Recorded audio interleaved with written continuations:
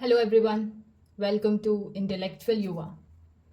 आज की video specifically main के लिए है। आज हम कोई इन्फॉर्मेटिव वीडियो नहीं बना रहे हैं। आज मैं आपसे कुछ बात करना चाहती हूँ। कुछ चीज़ें हैं जो मैं आपको बताना चाहती हूँ और कुछ चीज़ें ऐसी हैं जो मैं आपसे डिस्कस करना चाहती हूँ।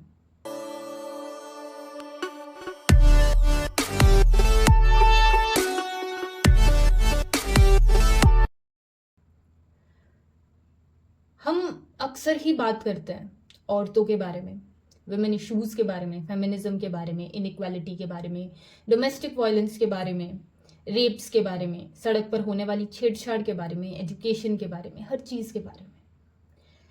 पर हम एक बड़े सेक्शन को एड्रेस करना भूल जाते हैं, मैन। बहुत सारी चीज़ें हैं जो सोसाइटी आदमियों के साथ गलत कर रही है, लेकिन उनको कोई एड्रेस ही नहीं कर रहा। मैंने बहुत सारे नाराज आदमियों को ये कमेंट करते हुए देखा है कि women issues, women this, women that. आदमियों के बारे में कौन बात करेगा? आपको खुद अपने लिए आगे आके बात करनी पड़ेगी। वो कौन सी चीजें हैं जो सोसाइटी आदमियों के साथ गलत कर रही है? पहली चीज तो ये कि be a man. Now what does this man stands for? This man, ये आदमी जो सोसाइटी ने बनाया है, ये एक्चुअल में क्या है?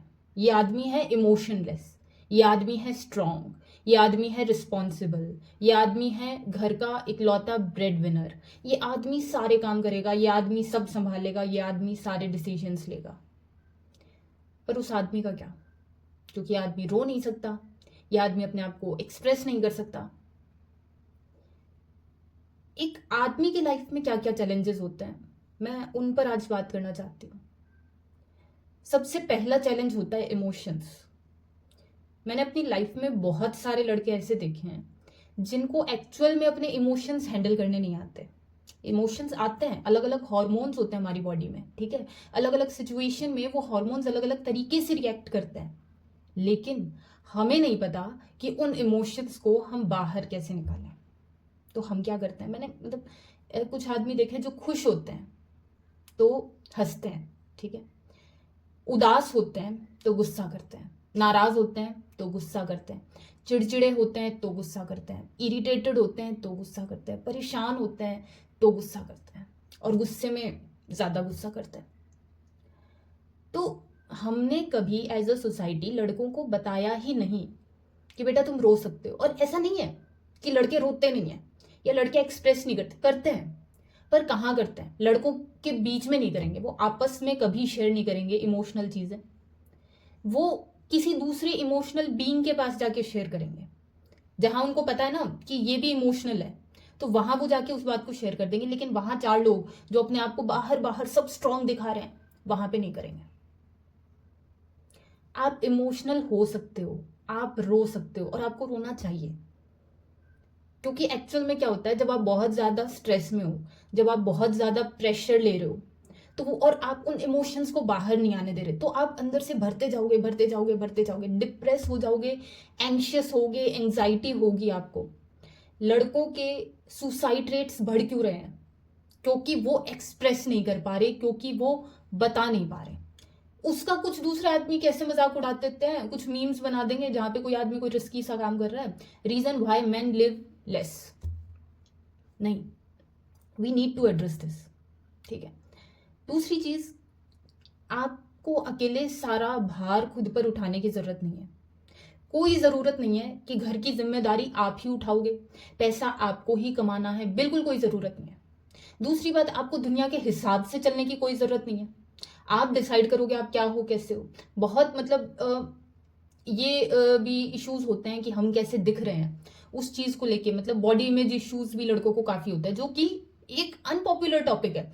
लोग एक्सेप्ट नहीं कर रहे होते कि लड़कों को भी बॉडी इमेज इश्यूज हो सकते हैं। हाँ, अगर कोई लड़का मोटा है उसको होंगे इश्यूज, ठीक है। कोई पतला है उसको होंगे इश्यूज, किसी के बाल उड़ गए उसको भी इश्यूज होंगे, बहुत सारे इश्यूज होते हैं। और उससे वो लड़का बेचारा अकेला अंदर ही अंदर घुट घुट के डील कर रहा होता है। क्यों? क्योंकि बाहर बोलेगा तो मजाक उड़ जाएगा। सेक्सुअल हैरेसमेंट, ये एक ऐसी चीज है जो लड़के फेस कर रहे होते हैं लेकिन बोलते नहीं। मैंने अपनी पर्सनल लाइफ में, मेरी अभी करंटली बहुत लोगों से बात नहीं होती, पर 3 या 4 लड़के ऐसे हैं जो मेरे को ये बात बता चुके हैं कि उन्होंने सेक्सुअल हैरेसमेंट फेस की है। हम रील्स क्या बनाते हैं, हम वीडियोस क्या बनाते हैं, आप किसी भी लड़की से पूछो, सबने सेक्सुअल हैरेसमेंट फेस किया। अरे लड़कों ने भी की है, कोई करो उस बारे में बात। लड़कियों को आप सिंपथाइज कर रहे हो, पर लड़कों का क्या, वो आदमी कह नहीं पा रहा दुनिया के सामने कि मैंने की है, नहीं तो उसी का मजाक बन जाएगा। लड़कियों के साथ क्राइम होगा तो उनको सिंपथी मिलेगी, उनको एटलीस्ट लोग एक्नॉलेज करेंगे कि इस लड़की के साथ गलत हुआ है। लड़कों के साथ एक्नॉलेज ही नहीं कर रहे, सीरियसली नहीं ले रहे, मजाक बना दे रहे हैं। लड़कों को बताना भी नहीं आ रहा, लड़के बता भी नहीं पा रहे अपने अंदर की चीजें। उसके बाद जब वो बता नहीं पा रहे तो और अंदर ही अंदर जब प्रॉब्लम्स भर रही हैं, स्ट्रेस भर रहा है, एंजाइटी भर रही है, तो फिर वो नशों की तरफ डायरेक्ट हो जाता है। उसके बाद उनको उसके अलावा कोई क्यों, क्योंकि वो सॉल्यूशन नहीं ढूंढ रहे हैं ना अपनी उस प्रॉब्लम का, अपनी एंजाइटी का। बस ऐसे सोच रहे हैं किस तरह मैं डोरेमोन का एनीवेयर डोर लगा के यहां से यहां निकल जाऊं। मुझे वो प्रोसेस नहीं चाहिए, मुझे इस फीलिंग को और झेलना नहीं है, क्योंकि मुझे पता ही नहीं ये फीलिंग क्या है, इस फीलिंग को मैं क्या बोलूं, इस फीलिंग के साथ मैं क्या करूं, इस फीलिंग से डील कैसे करूं, कुछ भी नहीं पता। मैरिजेस में इतने इश्यूज होते हैं क्योंकि आदमी सब कुछ अपने ऊपर ले लेता है, हम करेंगे, हम नहीं। रिलैक्स, आराम से। कोई ज़रूरत नहीं है सब करने की, कोई ज़रूरत नहीं है स्ट्रांग बनने की, कोई ज़रूरत नहीं है ये दिखाने की कि हमें इमोशंस नहीं है ना। इंसान हो, एक लाइफ है, अपने लिए जियो, अपने लिए स्टैंड लो। अब एक्चुअल में पता है ये ऐसा लग रहा है जैसे कि जो मैं यूजुअली लड़कियों को एड्रेस करते हुए बोलती हूँ, बट प्रॉब्लम एक्चुअल में ये है सबसे बड़ी। क्योंकि प्रॉब्लम ये नहीं है कि आदमी गलत है, औरतों के साथ भी अगर कुछ हो रहा है तो वहां पे आदमी गलत नहीं है। वहां पे सीन ये है कि सोसाइटी ने बचपन से आदमियों को कुछ चीजें सिखाई हैं, औरतों को भी सिखाई हैं, पर एक्चुअल में औरतों ने क्या किया, औरतों को यूं कहा कि तुम घर में रुको, ठीक है। औरतों ने कह दिया कि नहीं रुकेंगे और बाहर जाके काम करेंगे। औरतें मजबूत दिखी दुनिया को। अगर कोई आदमी ये कह दे कि काम नहीं करूंगा, घर पे बैठूंगा, कमजोर दिखेगा दुनिया को, इसलिए भी बगावत नहीं कर पा रहे। कोई फर्क नहीं पड़ता तुम क्या काम करते हो, तुम क्या चूज करते हो अपनी लाइफ में, पर चूज तुम्हें ही करना है। उसमें ये क्यों सोचना कि लोग क्या सोचेंगे, या वो चार लोग कोई नहीं होते, वो तुम्हारे अंदर के 4 लोग होते हैं एक्चुअल में, और कोई 4 लोग नहीं है कहीं पे भी। अगर कभी भी तुम्हें यूं लगे कि लोग मेरे बारे में क्या सोचेंगे, तो मैं जो एक चीज करती हूँ मैं वो बताती हूँ। तुम ये सोच लेना मैं लोगों के बारे में क्या सोचता हूँ। जो लोग मेरे बारे में गलत बोल रहे हैं, मेरी भी राय उनके बारे में कुछ बहुत अच्छी तो है नहीं, तो फिर क्या फर्क पड़ता है। ऐसे लोग जब आपके बारे में कुछ अच्छा बोलने लग जाए तब प्रॉब्लम होगी, तब सोचना कि अब क्या किया जाए। बहुत सारे मैं जानती हूँ ऐसा भी होता है कि जहाँ पे पब्लिक प्लेस पे आपको सिर्फ आपके जेंडर की वजह से गलत समझ लिया जाता है। ये दोनों साइड में होती हैं चीजें, है ना। पर वहां पे भी एक्चुअल में ये चीज ऐसे होनी चाहिए कि आप जेंडर के बारे में सोचो मत। आप मत सोचो कि दुनिया आपको किस नजर से देखती है। आपका जो भी नाम है, राहुल, अजय, जो भी आपका नाम है, आप ये मानो कि मैं ये हूं, मैं लड़का हूं और मुझे ऐसा होना चाहिए। वो सब सोचने की जरूरत नहीं है आपको। एक और चीज जो लड़के फेस करते हैं वो है कम्युनिकेशन डिफिकल्टी। आप मदद नहीं मांग पाते। आपको ये लगता है कि मैं तो सहारा हूं और सहारे को मदद की जरूरत कैसे पड़ सकती है ना। तो उस वजह से आप ना तो ये एक्सेप्ट करते हो कि आपको प्रॉब्लम है, ना आप उस प्रॉब्लम के लिए किसी से हेल्प मांग पाते हो। जब आप एक्सेप्ट नहीं करोगे आप हेल्प कैसे मांगोगे। जब आप एक्सेप्ट नहीं करोगे आपको पता कैसे चलेगा कि प्रॉब्लम है। जब यही नहीं पता कि प्रॉब्लम है तो ये कैसे पता चलेगा प्रॉब्लम क्या है और उसका सोल्यूशन कैसे आएगा। नहीं आएगा। अब एक्चुअल में सीन क्या हो रहा है, आप लोगों की जो लाइफ हो रही है उसको मतलब 2 लाइनों में समेटे तो ये कहा जाएगा कि कहानी अच्छी है, बस अपने किरदार से खुश नहीं मैं। तो आप जो जी रहे हो वो आपको जीना पड़ रहा है। मतलब लोग अगर कोई सुनेंगे कि एक लड़का ऐसे ऐसे स्ट्रांग और ये वो, बढ़िया लगेगा, पर वो स्ट्रांग होने में वो किरदार जब जिया जाता है तब बहुत तकलीफ होती है। तो दुनिया के लिए कहानी मत बनो, पर किरदार ऐसा चुनो अपना जो जीने में मजा आ जाए। आपको नहीं चलना लोगों के हिसाब से, ठीक है। मैंने ये भी बहुत सुना है, जो आदमी अपनी वाइफ्स को सपोर्ट करते हैं उनको जोरू का गुलाम बोल देते हैं। जो अपनी गर्लफ्रेंड्स की बात मान लेते हैं, उनकी सुन लेते हैं, उनको कुछ ना कुछ किसी ना किसी नाम से बुलाया जाता है। बहुत ज़्यादा ना आप लोग दुनिया के हिसाब से चल रहे हो, एंड इट्स हाई टाइम कि अब आप इन चीज़ों से बाहर निकलो। आज सुबह ही मैंने एक न्यूज़ सुनी, ठीक है। न्यूज़ वाज अबाउट कि कैसे एक आदमी को एक औरत ने मार दिया, और ये कोई एक न्यूज़ नहीं है, मल्टीपल न्यूज़ हैं, आती जा रही हैं, बैक टू बैक आती जा रही हैं। मैं इसी वीडियो में इस इशू को भी एड्रेस करना चाहूँगी। रीज़न पता है क्या है? रीज़न ये नहीं है कि औरतें और ज़्यादा क्रिमिनल बन रही हैं, नहीं, क्योंकि ये डेथ्स दोनों साइड से हो रही हैं। इसका रीज़न ये है कि लोग रिलेशनशिप्स में आ रहे हैं, ठीक है। सबकी अपने इंडिविजुअल थॉट है, सब किसी ना किसी इंसान को चुन लेते हैं जो उनके जैसा है, जो उनको समझता है। पर जो हमसे ऊपर वाली एक जनरेशन है, वो अभी भी उस पुराने थॉट के साथ जी रही है कि शादी तो हम करवाएंगे, लड़की तो हम ढूंढेंगे। भाई देखो, एक सिंपल सी बात है, तुम कह रहे हो कि हमने अपने बच्चे को पढ़ाया लिखाया, पर तुमने अपने बच्चे को इस काबिल नहीं बनाया कि वो अपनी जिंदगी के डिसीजन खुद ले ले। तुम्हारा बच्चा 25 साल का 30 साल का हो गया और उनकी जिंदगी के फैसले तुम ही ले रहे हो, तो तुम्हारे बच्चे ने कुछ नहीं उखाड़ा है।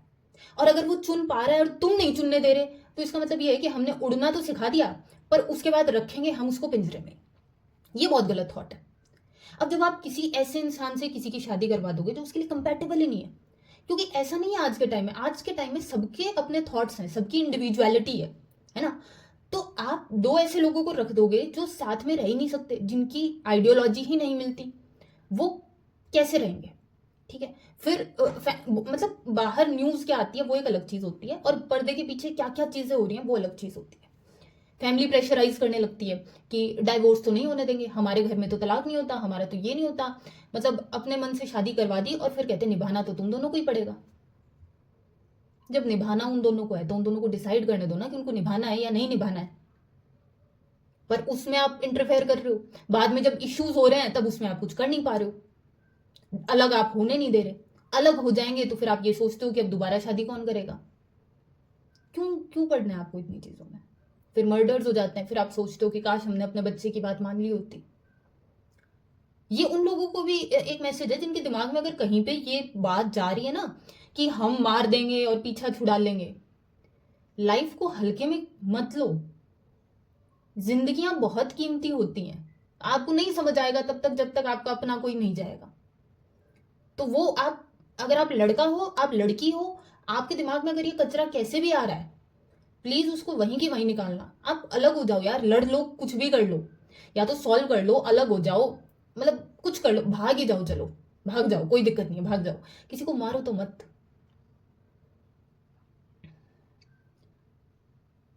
टाइम हमेशा चेंज होता है, हर टाइम की अपनी डिमांड होती है। वक्त के साथ कल्चर भी बदला है, वक्त के साथ सोच भी बदली है, समाज भी बदला है, लोग भी बदले हैं। और जो लोग चेंज को एक्सेप्ट नहीं करते वो फिर आगे नहीं बढ़ पाते, वो वहीं के वहीं रह जाते हैं, और वही सबसे ज्यादा सफर करते हैं। बनना है तो पानी की तरह बनो, जिस बर्तन में डाला जाए उसमें ढल जाओ। रिजिड हो जाओगे तो फिर दिक्कत होगी। रिजिडिटी नहीं चलती है सोसाइटी में भी, लाइफ में भी, कहीं पे भी कैसे भी रिजिडिटी नहीं चलती है। अपने मन की बातें बाहर कहो, सुनने के लिए बहुत लोग हैं, ठीक है। ऐसा बिल्कुल नहीं है कि तुम्हें कोई सुनेगा नहीं, तुम्हें सुनेंगे। तुम्हें अपने लिए खुद बोलना पड़ेगा, तुम्हें अपने इमोशंस एक्सेप्ट करने पड़ेंगे। आई होप कि ये बात आप लोगों तक जाए, आप लोग अपनी एंग्जाइटी को, अपने डिप्रेशन को एड्रेस करो और उन चीज़ों से लड़ो और बाहर निकलो। और रूल्स एंड रेगुलेशंस हमारे अच्छे के लिए होते हैं, इसलिए नहीं होते कि आप घुट कर मर जाओ। सो बी अ मैन वाली चीज़ छोड़ दो, be a human being first, accept your emotions and be yourself, live fully. जय हिंद।